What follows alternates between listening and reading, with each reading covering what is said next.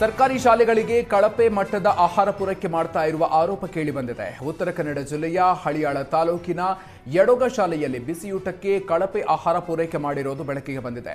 ಜಾನುವಾರುಗಳಿಗೂ ತಿನ್ನೋದಕ್ಕೆ ಯೋಗ್ಯವಿಲ್ಲದ ತೊಗರಿ ಬೇಳೆಯನ್ನ ಶಾಲೆಗೆ ಕಳುಹಿಸಲಾಗ್ತಾ ಇದೆ.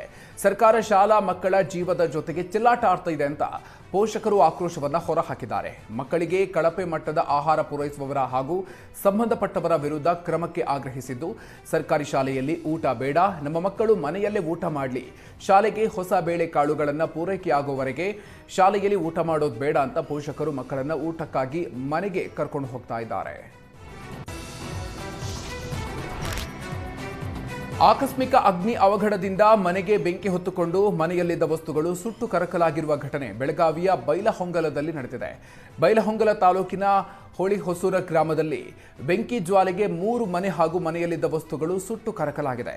ಮೊದಲು ಒಂದು ಮನೆಗೆ ಬೆಂಕಿ ಹೊತ್ಕೊಂಡಿದೆ. ಬಳಿಕ ಪಕ್ಕದ 2 ಮನೆಗಳಿಗೂ ಕೂಡ ಬೆಂಕಿ ವ್ಯಾಪಿಸಿದ್ದು 3 ಮನೆಗಳು ಸುಟ್ಟು ಭಸ್ಮ ಆಗಿ ಹೋಗಿದೆ.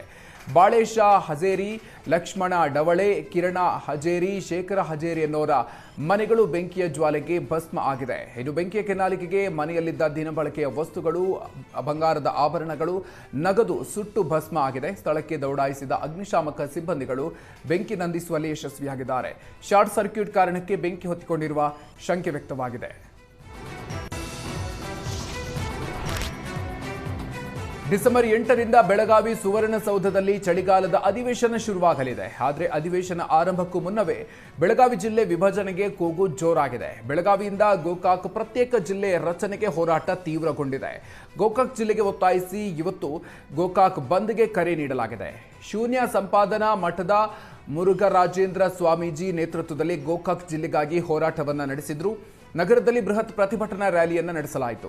ಗೋಕಾಕ್ ನಗರದ ರಾಯಣ್ಣ ವೃತ್ತದಿಂದ ಬಸವೇಶ್ವರ ವೃತ್ತದವರೆಗೂ ಕೂಡ ಗೋಕಾಕ್ ಪ್ರತ್ಯೇಕ ಜಿಲ್ಲೆ ಹೋರಾಟಗಾರರು ಪ್ರತಿಭಟನಾ ರ್ಯಾಲಿಯನ್ನು ನಡೆಸಿದ್ರು.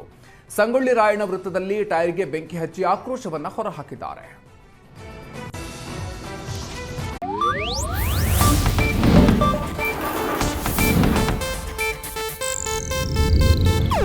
ಇದು ಏಷ್ಯಾನೆಟ್ ನ್ಯೂಸ್ ನೆಟ್ವರ್ಕ್ ಪ್ರಸ್ತುತಿ.